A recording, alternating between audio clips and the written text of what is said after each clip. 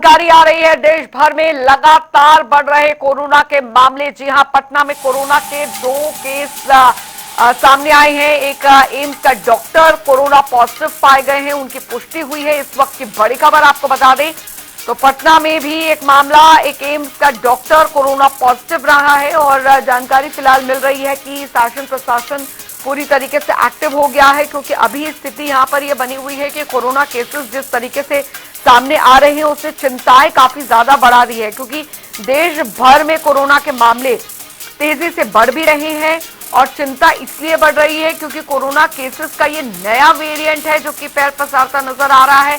लगातार कोरोना के मामले जिस तेजी के साथ बढ़ रहे हैं उससे चिंताएं काफी ज्यादा बढ़ा दी है और ऐसी स्थिति में अगर ये स्थिति बनी रही तो जाहिर तौर पर 2020 और 21 फर्स्ट और सेकेंड वेव कोरोना का जब आया था तो वैसी चिंताएं बढ़ सकती हैं। मणिभूषण हमारे संवाददाता हमारे साथ बने हुए हैं लगातार, इस खबर पर भी जानकारी उनसे हम लेते हैं। मणिभूषण, क्योंकि देश भर में कोरोना संक्रमण और या यूं कहें कि विश्व के कई देशों में भी कोरोना संक्रमण इस समय बहुत ज्यादा तेजी से बढ़ रहा है। भारत में भी इसके केसेस बढ़ रहे हैं, धीरे धीरे ही सही लेकिन बढ़ रहे हैं। पटना में एक केस सामने आ गया है। फिलहाल शासन प्रशासन अलर्ट हुआ है कि नहीं? देखिए, प्रशासन जो है वो अलर्ट है और जो 2 मामले बिहार में कोरोना के देखे गए हैं, एक जो है 22 तारीख को जो है निजी अस्पताल में एक व्यक्ति भर्ती हुआ और उसका जो सैंपल टेस्ट किया गया था वो कोरोना पॉजिटिव था, तो रविवार को उसे जो है उस अस्पताल से छुट्टी दे गई। लेकिन उसके बाद फिर एक मामला जो है एम्स में डॉक्टर है और उस डॉक्टर को कोरोना हुआ है, तो वहां पे उसका समुचित इलाज जो चल रहा है।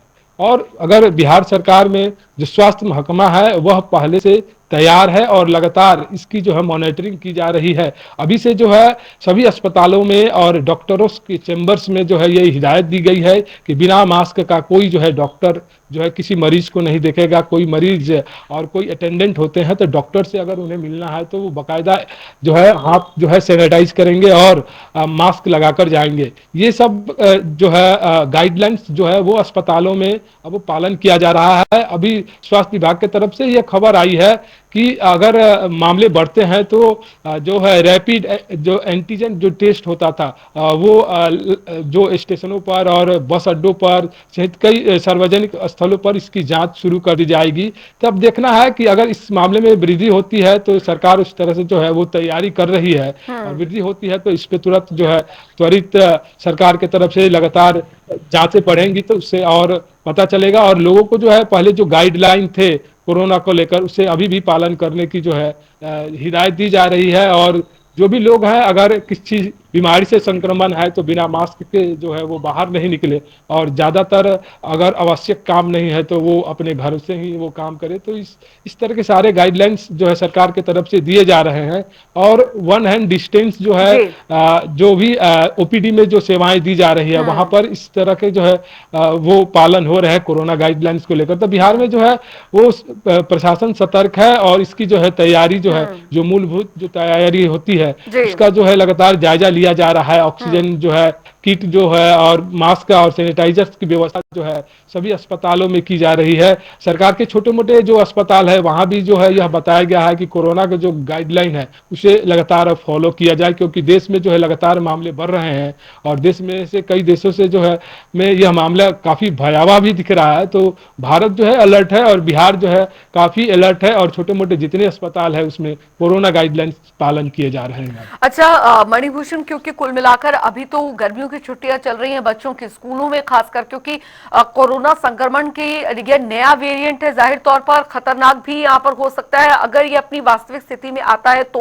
अब ऐसी स्थिति में अस्पतालों में आइसोलेशन वार्ड की व्यवस्था अगर बात यहाँ पर की जाए, आप बता दें शासन प्रशासन पूरी तरीके से अलर्ट है, लेकिन इसकी जो जांच है उसकी प्रक्रिया को लेकर आइसोलेशन वार्ड अस्पतालों में, खासकर सरकारी अस्पतालों में, वहां पर किस तरीके की व्यवस्था जो है वो वहां पर की जा रही है? क्योंकि अमूमन हम देखते हैं कि सरकारी अस्पतालों में जो लोग हैं, खासकर जो गरीब तबके के लोग हैं, वो वहां पर पहुंचते हैं। तो ऐसी स्थिति में जागरूकता बनी रहे यहां पर, इस नए वेरिएंट से पूरी तरीके से बचाव हो, अस्पतालों में किस तरीके से व्यवस्था यहां पर की जा रही है?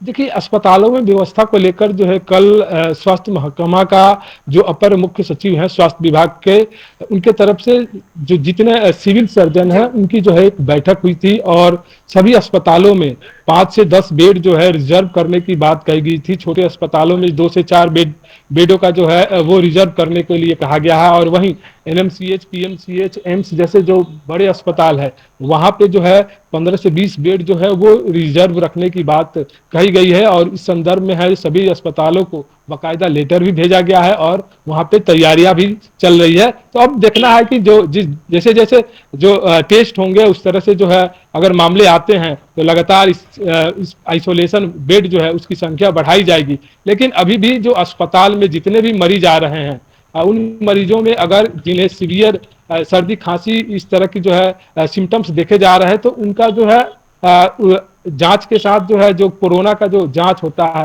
वो भी कराया जा रहा है ताकि अगर कोई सिम्टम्स इनमें दिखे और कोरोना के कोई लक्षण हो तो इन्हें तत्काल जो आइसोलेट करके इनका इलाज शुरू कर दिया जाए। इस तरह की सभी जगह गाइडलाइंस दिए हुई। चलिए, बहुत बहुत शुक्रिया मणिभूषण इस तमाम जानकारी के लिए। तो बिहार में भी पूरी तरीके से अलर्ट बना हुआ है। यहाँ पर कोरोना केसेस हालांकि अभी संख्या जो है वो कम है, लेकिन पूरी व्यवस्थाएं जो है उसे यहाँ पर सुनिश्चित किया जा रहा है स्वास्थ्य विभाग द्वारा।